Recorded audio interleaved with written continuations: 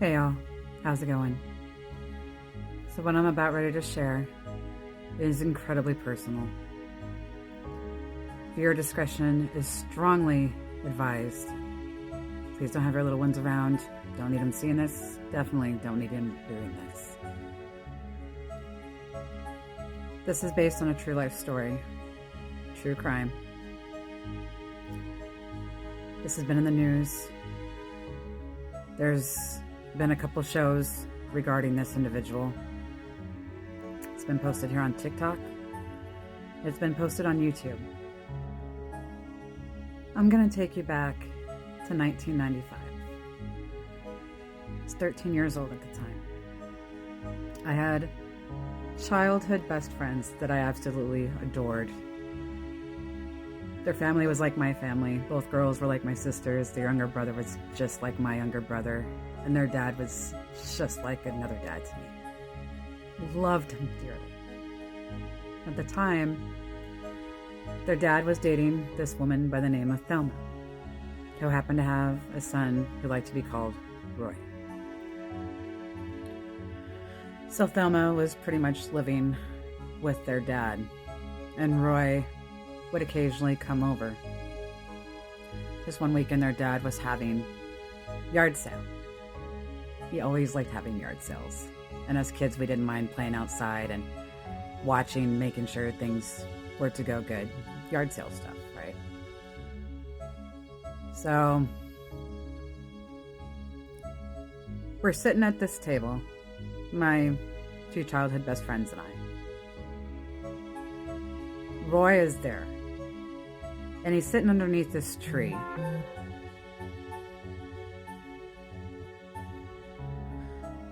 He's just staring at us, like eerily staring at us. It was creepy.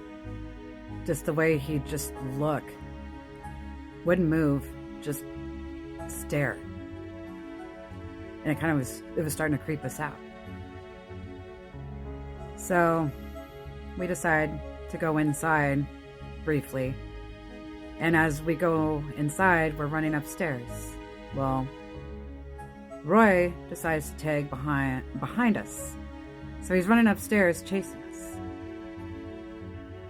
He ends up seeing this poster that one of the girls had that he wanted really bad. It was like some movie or music poster. Their dad heard the commotion going on upstairs, and so he yelled for Roy to come back down. Roy eventually goes back downstairs, and we could hear their dad yelling at him, telling him he wasn't ever allowed to go upstairs ever again. Okay, so not too long after that, we go back outside to attend to the yard sale. Roy is out there. Their dad decides to come outside and he checks on us kids, like he usually does. And as he was talking to us, Roy approaches their dad. He asks their dad if he can take us girls for ice cream. Their dad said no. Shortly after their dad said no, it was like Roy fucking snapped. Whole personality, everything changed. He started yelling at their dad. Why the fuck can't I take the girls to go get ice cream? Why don't you trust me, sort of thing. I mean, he was going off on him.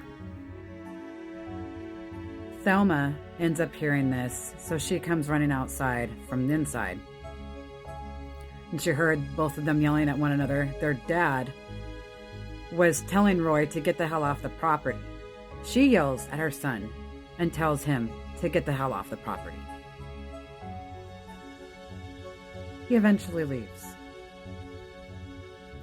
I'm going to go ahead and fast forward to a few days later. I'm back at home. It's just me. It's after school. Mom and Dad are at work. Both of my brothers are playing with the neighbor kids. I get a phone call. It's my best friend. Her voice sounded different. She goes, "Shannon, please turn the TV on to such and such channel." Okay. So I do. There is a picture of Roy. There was a double murder. A knife had been found in a dumpster that was behind a restaurant in town.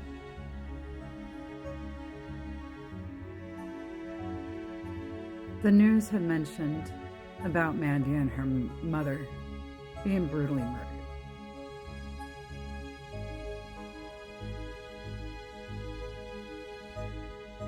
We went to school with Mandy.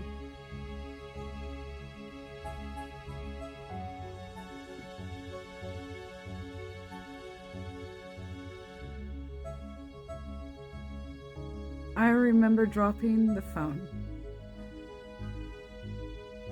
falling to my knees, screaming and crying. I ended up calling my mom, begging her to please come back home, briefly explaining to her what had happened. So she comes home not too long after, runs through the door, grabs me, holds me tight, and we're both crying.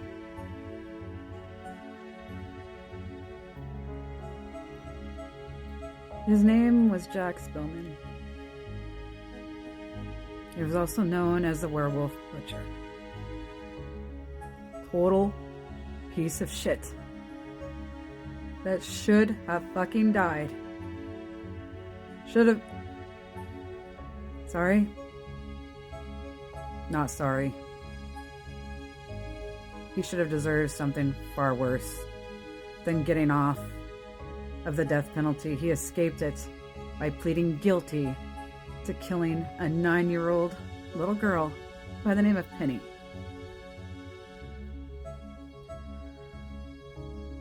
I'm not going to go into detail on how he murdered Mandy and her mother, and I couldn't imagine being the older daughter, going home and finding her mother and her sister brutally, and I mean brutally murdered.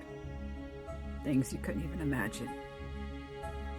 Again, I'm not going into detail. It is fucking horrific. I wouldn't have wished that on nobody. They definitely didn't deserve that. This kind of shit sticks with you for the rest of your life. You know, not just knowing who done something like that,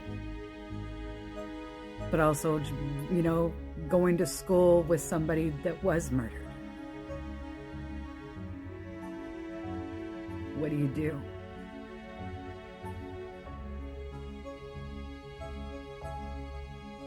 Here's what I've done. I've fought for years a stupid fucking nightmare, the same reoccurring nightmare every night for years, till I finally told myself enough was enough.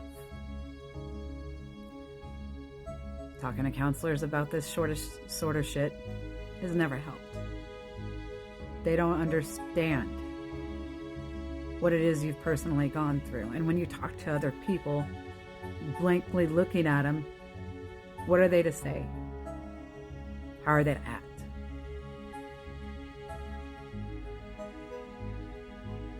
You go on living each day the best you can, regardless of what shit is being thrown at you. That's what I gotta do.